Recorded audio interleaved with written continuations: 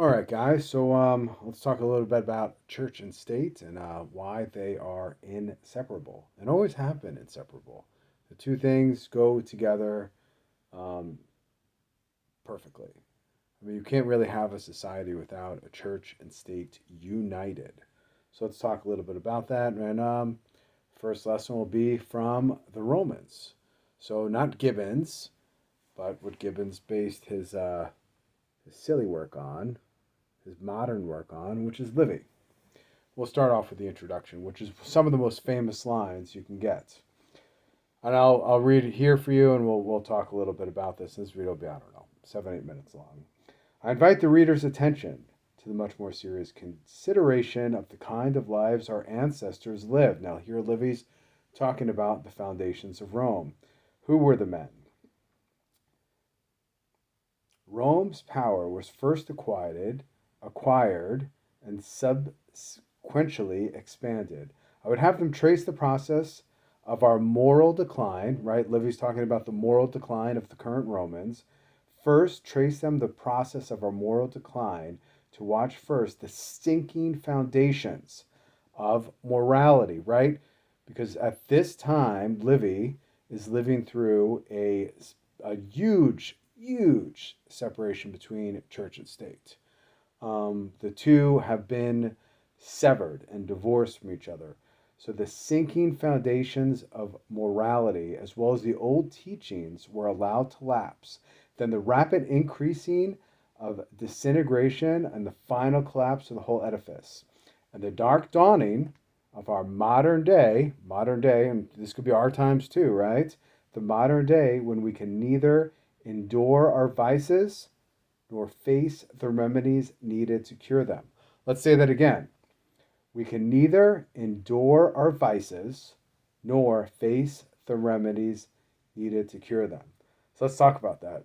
So you can't even face the decay that's occurring in our society, right? Everybody's scared to even face it, and no one wants to give it up.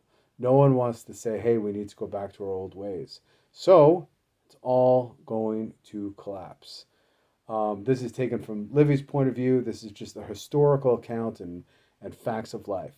Once you separate the church and state, and you sever that tie, you divorce those two units, things start going to hell. So anyway, let's move forward a couple pages. If you want to follow along at home, this is just Livy's translation, Penguin Classics. All right, so boom. So Romulus forms this great state. Awesome. Romulus. His own destiny was already leading him to the same reward. Right? So now Romulus is in charge of this formation, we'll say, of vagabonds. So he gathers them together, and you know this from maybe your history lessons. So here's what Romulus does now. Having performed the proper ceremonies and his religious duties, he summoned his subjects and gave them laws, right? So he's performing a religious act with everybody in view and then governing. So, and he's not a king, right? Romulus is not the king, but, in all aspects, acting as if, right? So religion, laws, order, kingship, that headship, and this goes for fathers too. Those things are all set together. So his subject, he gave them laws without which the creation of a unified body politic which would not have been possible.